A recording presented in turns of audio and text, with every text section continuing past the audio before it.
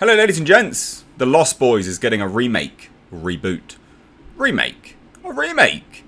It's about what you'd expect it to be. Not terrible, not atrocious, just not the best either. So we're going to dive into this today, and just because it really riled some people up yesterday, I've got memberships open on the channel.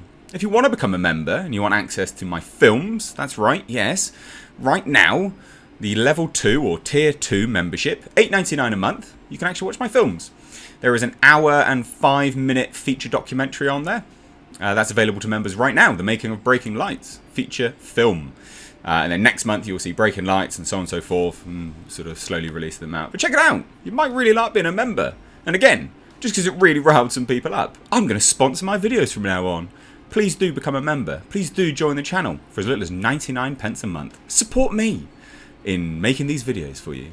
Anyway, so here's the cast, right? Like, here's the cast. And again, it's cast and writer-director. It's about what you'd expect. We've got Noah Jupe, Jaden Martell, Randy McKinnon, who is writing it. I wouldn't imagine it needed much writing, but never mind. And then Jonathan Entwistle on the end as the director. I think he's the director, if I remember rightly. Yes, he's the director. So you got two members of the cast there. Not exactly these, is it? It's not exactly this. It's a bit effeminate, I guess. But never mind. You know, it's a bit of a cult movie. Of course, it was going to get remade. To be expected. Will they have a great soundtrack though? Probably not. Will they have that epic saxophonist? Probably not. But never mind. Let's dive into the actual news, though. So Warner Brothers has found the Lost Boys once again. The studio is gearing up for a brand new, reimagined take on the 1980s teen vampire classic. Look, Noah Jupe from A Quiet Place. He's fine in A Quiet Place, right? He's fine in A Quiet Place and A Quiet Place Part 2. But I tell you what, honestly, he's a bit of a wet blanket. You know, he's a bit of a flannel, isn't he? He's not exactly... He's not... I don't see him in a vampire movie, that's for sure. He's not... He doesn't ooze cool, does he? You know, Noah Jupe. You don't look at him and go, the guy far to the left. You don't look at him and go, that's a dude right there. Cool. I want to watch him in a vampire movie. And it's same as Jaden Martell, right? He was in It. Again, I don't care. I don't care about these actors. I don't think they're going to do very well in this role at all. Or in this film. So it's a bit of a shame. But again, they are about what you'd expect. And now they will top line the feature project. Rising Scribe, Randy McKinnon. Static Shock, I'm actually looking forward to. I used to really like Static Shock. I'm looking forward to that. So he's working on the project for Warner Brothers and DC Static Shock, like I said. But he's going to be writing the new Lost Boys with Jonathan Entwistle on board to direct. Jonathan Entwistle's pretty good. I like Jonathan Entwistle. Does some good stuff. Brian Kavanagh Jones and Fred Berger will produce via their Automatic banner, which was behind the acclaimed indie Honey Boy, which also starred Jupe and also has sci-fi thriller Distant from Amblin and Universal, and starring Anthony Ramos in the pipeline. So they seem to be working on quite a lot of stuff, but again, like Lost Boys, it doesn't need to be remade. There is nothing. It's like remaking Jaws. You know, it's so iconic for what it is. Again, it's like remaking Hellraiser that they're remaking at the moment. It's one of those things that you can see why they want to do it because it's a big name, but you shouldn't do it because it's a big name.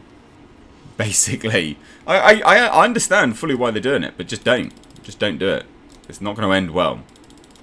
So anyway. The original Lost Boys, released in '87, told of two brothers who moved to a California beach town that the pair soon discovers as being terrorized by a stylish vampire biker gang. Also taking bites from scenes were a pair of comic book loving brothers who thought themselves vampire hunters. So, bit of fun, but tongue-in-cheek. The horror comedy was directed by Joel Schumacher and featured an ensemble straight out of Bop magazine, Jason Patric, Keitha Sutherland, which is amazing to think that, again, that Blondie is Keitha Sutherland. That's hilarious. A good role for him. Best role. Keitha Sutherland, though, I stand by it, is, and I'm fairly certain it was him if I remember rightly, is in The Dark City. But anyway, Jamie Gertz, Alex Winter, plus Corey Feldman and Corey Hamm. Bringing up the age bracket were adults Diane West, Bernard Hughes, and Edward Herman. The movie is fondly remembered for its young and sexy cast, as well as a soundtrack that featured acts such as In Excess, Echo, and Bunnymen, Roger Daltrey and Lou Graham. Who was it that did the? Who was it that did the saxophone? Who is it? Tim Capello. Can't be a bit of Tim Capello. Anyway, moving on. You don't care about that, do you? Let's be honest.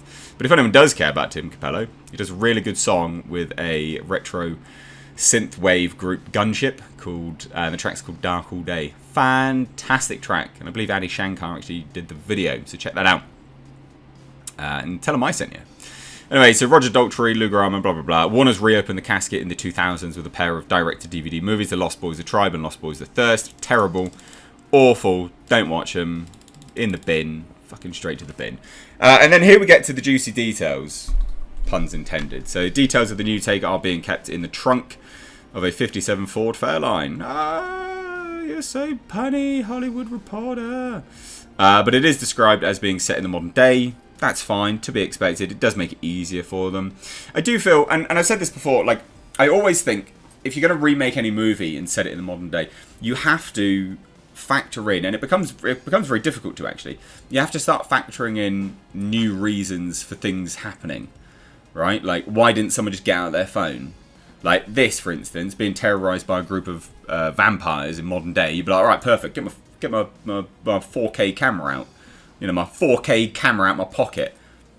I'm going to video this and send it to the government. Like, the SWAT team would be down, right? Like, seriously? And I always just think that you write yourself into a corner in modern day stuff when it's so out in the open like this, anyway. So anyway, Zach Frognowski and Josh Glick will executive produce the new feature. Jupe is coming off Quiet Place Part 2, which has grossed almost 300 million worldwide. Not very good. He also appeared in this summer's Steven Soderbergh HBO Max thriller No Sudden Move with Don Cheadle, Benicio del Toro, and David Harbour. Martell, who appeared in the in It, co-starred with Chris Evans in Apple miniseries Defending Jacob and appeared in Knives Out, also with Evans, and he next stars in musical drama Metal Lords for Netflix. McKinnon was a staff writer on Netflix horror series Chambers, starring Uma Thurman, and is adapting Kwame Nwauchi's memoir. Jesus, that is difficult to say. Notes from a young black chef for A24. So I mean, look, this is not going to be very good, is it? Like, come on, it's inevitably not going to be very good. But hey, stranger things have happened, ladies and gents. Let's see how this turns out. It's not going to be good, FYI. You know, Tim Capello, saxophone. No, right, fine. It's not going to be very good. Just straight from the off, like the cast is terrible. Terrible cast. You know, I'll be keen to see what they do have for the vampires and stuff, but we'll see. What do you guys think? Let me know down below. Cheers, guys. Take care.